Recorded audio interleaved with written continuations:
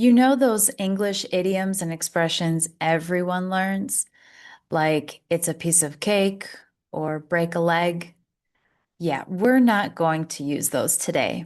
Today, I'm going to teach you the real ones, the creative, funny, sometimes weird expressions that native English speakers actually use, but ESL courses don't teach you.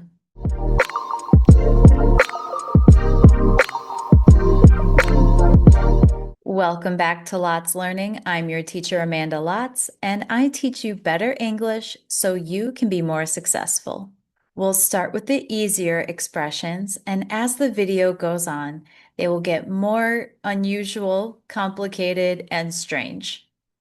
So stay with me until the end. The last one is my favorite. Let's start with the easiest one, piece of cake. To say something is a piece of cake means it's easy. This is a commonly used expression, but a better expression would be easy peasy. This is just a fun rhyming expression. The full expression is easy peasy lemon squeezy, but we shorten it and just say easy peasy. Instead of saying you're welcome, it's common to say no problem. Well, instead of saying no problem, you might also hear no biggie. No biggie is short for no big deal. So if you tell a friend thank you, they might reply, no biggie. This can also be used if you apologize for a mistake. For example, you bump into someone and say you're sorry, they'll say no biggie. No problem, no big deal.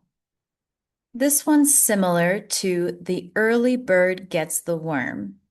This expression means the first person to arrive usually has the best options. It's to encourage getting up early or arriving first. But a more fun, playful, and short expression would be you snooze, you lose. To snooze means to sleep in. So if you sleep, you lose. You do not get the best option. You snooze, you lose. I'm sure you know the expression, it's raining cats and dogs, which means it's raining a lot or very heavily outside. Personally, I've never used this expression.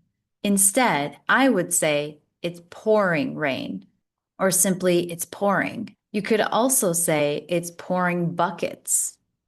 Imagine pouring a bucket of water. If you want to be very casual and a little offensive, you can say it's pissing rain. For those who don't know, pissing in English is a slightly offensive way to say urinate. So this is a very casual, funny way to say that it's raining hard outside. It's pissing rain. Another commonly used expression is blow off steam.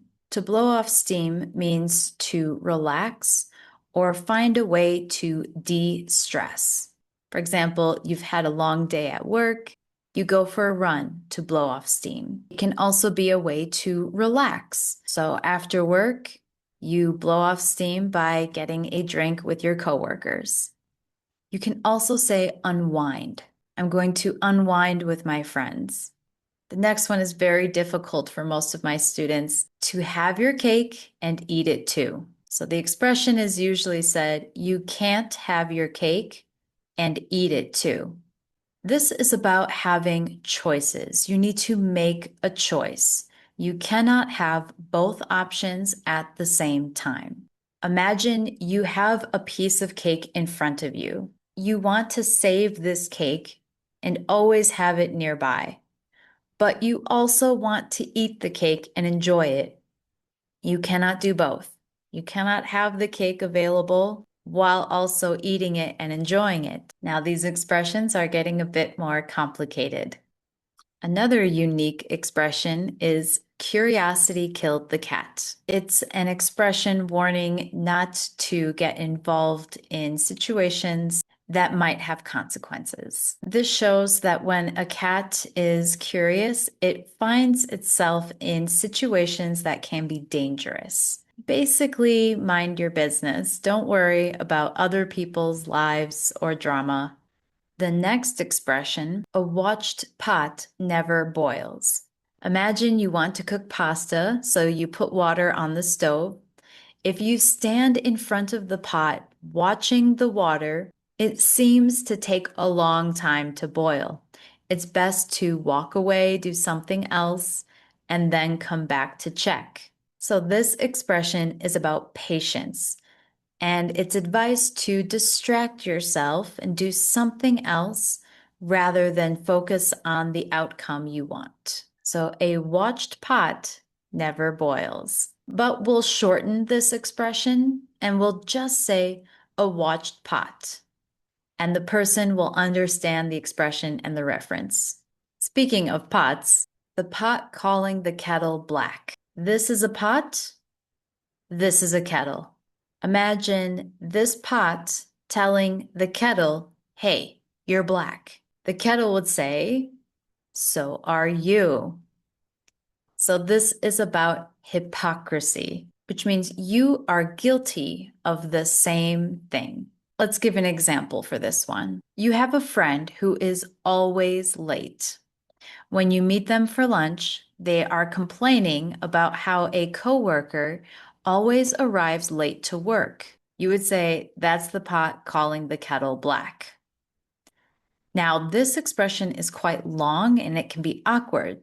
So we have short, fun ways to say it. So they might say, hello, kettle, pointing out the obvious hypocrisy of what you're saying. Now, if that idiom is still too complicated for you to use, if you're still unsure, you can also say, look who's talking. Look who's talking is the exact same message. They complain about other people being late. When they are also late, you would say, look who's talking. These are usually said very fun and playful, but they can be used in arguments as well. Now, this last one is my favorite. I do not know why we use this expression. I think it's really funny. It's extremely common, but it is a bit strange. I'm not sure why we use it. When we are tired, we'll say, I'm pooped. That's it. I'm pooped. If you don't know what poop is, I suggest you look it up. I don't want to teach it, but just add ed at the end as if it's past tense, but really you're talking about present tense, how you feel now. So I am pooped. I'm pooped. I'm tired. Don't ask me why. I don't know. Let's do a quick review of what we've learned today. Repeat these after me so you have speaking practice. Easy peasy lemon squeezy. Good. A little faster. Easy peasy lemon squeezy. Let's shorten it. Easy peasy. Unwind. I'm going to unwind. You snooze, you lose. You snooze, you lose. It's pouring rain. It's pouring buckets. It's pissing rain. You can't have your cake and eat it too. You can't have your cake and eat it too. Curiosity killed the cat. Curiosity killed the cat. A watched pot never boils. Notice the ed sound is a T with watched, not watched, watched. A watched pot never boils.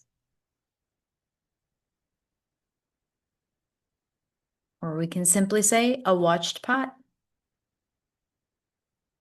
That's the pot calling the kettle black.